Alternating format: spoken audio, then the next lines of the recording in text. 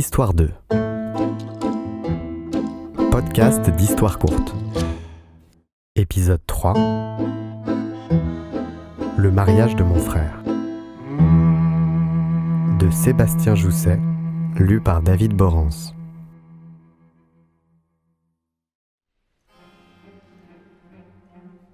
La nuit a été agitée. Je n'ai dormi que par intermittence. La douce évasion du sommeil interrompue par l'âcre réalité. Il est 8 heures. La lumière du jour perce mes paupières, rideau trop fin. Je quitte ma couche. À peine éveillé, il me manque déjà. Moi, médecin reconnu par toute ma ville et homme influent de mon quartier, j'ai finalement un talon d'Achille. Ma famille.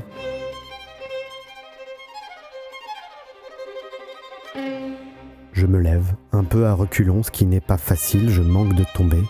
Sans douche ni déjeuner, je décide de sortir pour aller les retrouver. C'est une journée importante. Mon petit frère se marie.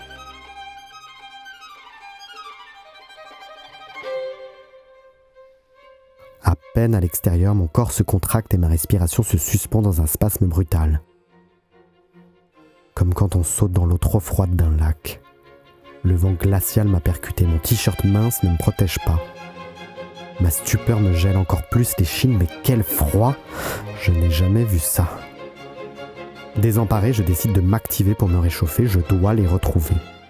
Je me réchaufferai après. À pas rapide, je remonte la grande rue. Après quelques croisements, mes yeux se plissent, mes jambes se raidissent et mon corps tout entier ralentit. Mon regard s'agite alors, sautant d'immeuble en immeuble, courant le long des voitures et des magasins, défiant l'horizon. Mes yeux me crient l'évident. Je ne reconnais rien. Ni l'endroit, ni la forme des immeubles, ni la couleur du ciel et encore moins l'odeur de l'air. Je lève les yeux. Le vent me gifle. Je balaie alors du regard les panneaux de signalisation, les écriteaux des rues ou les enseignes des échoppes à la recherche de la moindre information. En vain. Je me précipite sous un de ces panneaux qui marquent l'angle de la rue. Arrivé en dessous, je relève la tête. Il me domine de toute sa froideur. Mes yeux et ma bouche grands ouverts, je le fixe. J'ai sans doute l'air sacrément bête. Moi, lorgnant ce panneau trop haut pour moi et incompréhensible, tel un enfant regardant son père en train de le sermonner avec des mots trop compliqués. Cette écriture, celle du panneau, m'est complètement inconnue. Elle est informe, bien trop droite, trop austère, sans folie, je ne la comprends pas. Je commence à perdre espoir. Mais aujourd'hui est un jour important, mon frère se marie, il faut que je les retrouve. Je décide alors de demander mon chemin. Pendant plusieurs minutes, je passe de trottoir en trottoir à la recherche de chalands, attiré par la moindre veste ou le moindre chapeau en mouvement. Mais les passants ne me regardent pas, et quand ils me regardent, ils ne me reconnaissent pas. Quand je les hèle, quand je leur fais signe, ils enfoncent encore un peu plus leurs oreilles dans leur manteau chaud et douillet pour me laisser davantage seul dans cette réalité glacée.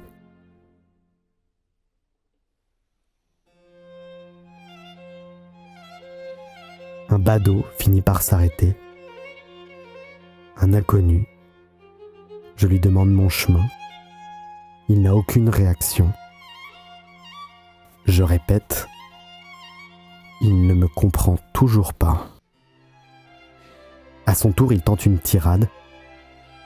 Je ne le comprends pas non plus. Nos mots se perdent dans le grondement du vent. Après 2 minutes pathétiques d'échanges laborieux, nous repartons tous les deux, un peu gênés. Chacun dans notre direction. Hors de moi, je m'arrête après quelques mètres, montrant le poing au nu qui commence à se déchaîner. Je m'écrie, moi, médecin et homme influent de mon quartier, comment n'arrive-je donc pas à retrouver mon chemin? Ma bouche tremble de froid ou de colère, je ne sais plus. J'imagine déjà mon frère attendant un signe de moi, déçu, pensant que son aîné l'a oublié. C'est alors que je reconnais enfin un symbole, celui que je cherche depuis le début. Je me précipite en direction du magasin et je m'engouffre. La porte se referme derrière moi, mais l'air reste toujours aussi glacial. Je me dirige vers le gérant. Il regarde la télé qui semble gueuler des obscénités. Je tousse pour attirer son attention. Je n'ai pas à me forcer. J'ai sans doute pris froid car j'enchaîne sur une quinte de tout. Le gérant se présente devant moi, bougon. Je n'ai pas la force d'essayer de lui parler. Je lui montre alors la cabine téléphonique qui pend dans le fond du magasin. Il acquiesce. Je cherche alors dans mes poches pour trouver quelques billets à lui donner, mais mes doigts ne se heurtent qu'à du métal froid. Dépité, je sors les quelques pièces et les donne au gérant. Celui-ci me montre le chiffre 2 avec ses doigts, sans doute pour me dire que j'ai le droit à 2 minutes d'appel. Le même signe que je faisais pour faire des oreilles du lapin à mon frère quand, petit, je voulais le faire rire. D'ailleurs, je ne sais pas quelle heure il est, mais il faut que je me dépêche. C'est un jour important, aujourd'hui mon petit frère se marie. Je me précipite alors au fond du magasin, je décroche le combiné et fais le numéro que je connais par cœur. Ça sonne.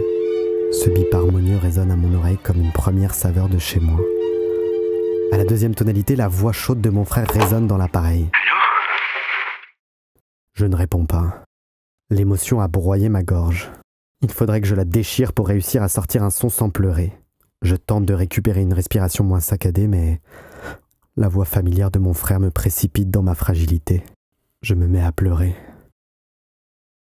Bonjour mon frère. Alors, c'est le grand jour aujourd'hui. Je te vois déjà tout beau dans ton costume blanc. Ah, Mohamed, c'est toi. Quel bonheur. Attends, je vais chercher maman. Non, attends. Mais un bruit sourd, celui du combiné qui retombe, me coupe la parole. Les secondes passent. J'entends à travers le combiné posé le bruit de la vie que je connais, celle du Soudan.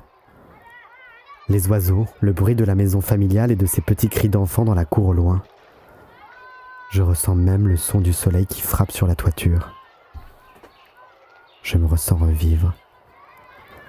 Je suis chez moi. Mais le temps s'écoule et mon frère ne revient pas. Mon temps d'appel est terminé. Les 2 minutes sont passées. Le bruit de ma maison d'enfance se coupe soudain et le bip affreux du combiné résonne à mon oreille. Je me retrouve seul de nouveau. Dans ce t-shirt trop fin. Dans ce magasin tenu par un inconnu situé dans la rue froide d'une ville et d'un pays auquel je n'appartiendrai jamais. Orphelin. Et je me surprends à sonder le fond de ma poche de ma main glacée, qui sait par avance qu'elle ne trouvera plus rien.